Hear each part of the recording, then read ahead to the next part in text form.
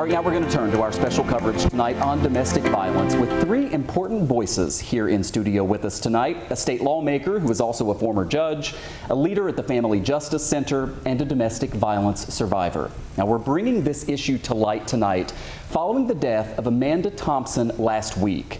Her ex-boyfriend, Ricky Crouch, is accused of shooting and killing her at her own home.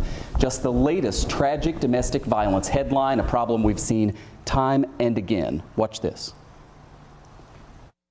30-year-old Savant Stewart, sentenced after being convicted of beating and stabbing his girlfriend, Jenna McDermott, at an apartment complex on Main Street in Buffalo in August of 2023. Officers called to a home on Rhode Island Street around 3:45 a.m. for a domestic violence report. They found a 29-year-old woman with severe cuts and stab wounds. She died at the scene.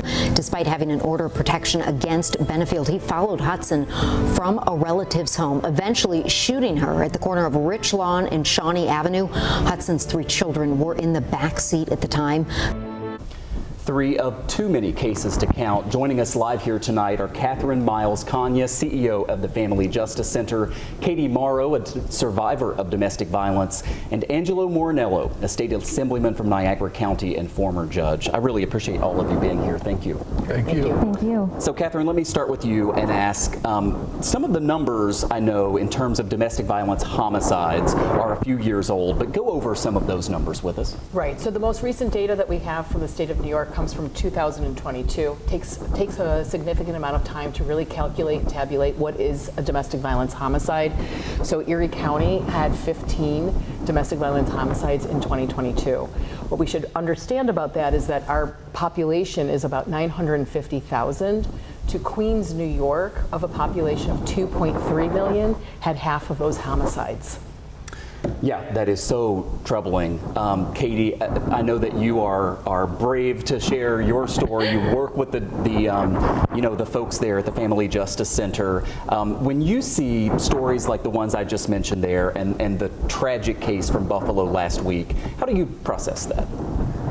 Honestly, it's so hard to read these. I read over the article, obviously preparing for today, and everything that kind of comes up with domestic violence. I've always kind of got that eye, for within that. It's sad, really. I feel terrible for her family. Sorry about that. That's okay. I feel terrible for her family and her children, and what they have to do afterwards now, right? Like, I just hope for justice for this family going forward, and so many pieces could have been prevented. No doubt about it. Assemblyman, I want to ask you about your former job Yes. as a city court judge and the cases that you handled. How do you see, what issues do you see that we have writ large in the justice system in handling cases once they happen, and then ultimately in preventing them before they happen, right? To put it in context, I was the assigned domestic violence judge for 10 years. Therefore, I've had specialized training both in DC, New York City, and locally. The issue, I believe, is this. We need to understand what domestic violence is. And there's been a lot of blame game on it's the bail, it's the judges, individuals are pointing fingers. But what I believe we need to do is truly get an understanding in the community of what it is, and then do a bifurcation from other cases and separate this as a specialty. Power and control is what is the abuser's tool, and too many don't understand. And what I was taught and what I did when I was on the bench is the judge's job, and should not be hindered, is to take that power and control away from the abuser, to make that abuser have some methodology of understanding that he is not in power or she is not in power. But the statistics show that about 99% of the victims are female. So I think the main issue is this, getting the general public and getting my legislature to understand. During the bail reform talks, I attempted to get that message across, and I was blocked at every level because nobody wanted to talk about it. It was one brush fits all, and it's not the case. There's other cases that, yes, the least restrictive method to get them back in court will work. But when it comes to domestic violence, it's not about bringing them back into court. And unfortunately, New York State is probably one of the few states, if maybe the only, that does not take public safety into consideration. Therefore, it is treated as the same as all other, where it really and truly has to be looked at in a different light. Catherine, I know one of the messages that you work really hard on trying to get out there to everybody is there are resources available, and our region is fortunate. I say this all the time. You know, I do stories with Feed More Western New York, and I'm like, we're so fortunate to have so many organizations that help people, you know, who are food insecure. The same is the case with domestic violence. How do you get that message out there to people? Well, I mean, we do probably 100 presentations a year throughout the community to be able to raise awareness. You know, even a new segment like this is important to raise awareness. We have outreach posters, many recognize in bathrooms, where if people fear that they are in danger or they're in a violent, unhealthy situation, they're able to take the information down and be able to then call us. You know, I think what's important is that the Family Justice Center does provide all those sort of wraparound services. You know, this is to avoid the barriers, eliminate the barriers of somebody having to navigate really kind of broken, fragmented systems. You're already so vulnerable. You're a victim of violence. You're certainly minimally in an unhealthy relationship.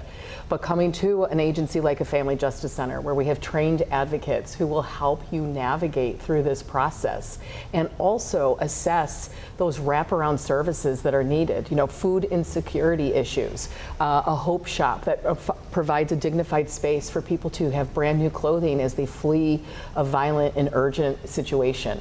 So all of that, you know, wraparound, all of that support is really meant for, we will do the heavy lifting for that individual, and we will also navigate those systems, law enforcement, the courts, etc.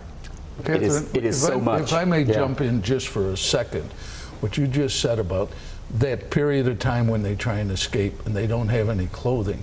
We also need our legislature to understand that they need funding to be able to put these packages of clothing together for those victims that are that finally have the courage to escape. And they leave with their children without even a toothbrush. And so we need to be able to give them, and there's a term that I know the Family Justice Center uses and escapes me, but it's basically being able to give them some basic items for basic sustenance during this critical and critical period that they have. Yeah, That's correct. Our Totes of Love program. Yes. Correct? Yes. I'm sorry? Yes. Totes of Love. Totes of Okay, Love, yes. so important. Katie, let me end by asking you, Sure. I looked on the website today because you guys have a counter that keeps track of how many people that you've helped at the Family Justice Center. 21,788 domestic violence victims served. I mean, in one way, that is a heartbreaking number. In another, it should let everybody know you're not alone, Absolutely. and that the help is out there, right? Absolutely. And we did an interview a few years ago for an event that the Family Justice Center had did, and I did a short video for that as well. And what I said when I looked at the camera is, you're not alone. You have a family here. I want everyone to feel unsafe in their home, in their relationship, in their companionship, to feel safe. Just get yourself to the purple doors and we will do the heavy lifting for you. Such an important message. Assemblyman, Katie, Catherine, thanks to all three of you for coming in. I really appreciate it. Thank you so much. Thank you for the opportunity. No doubt.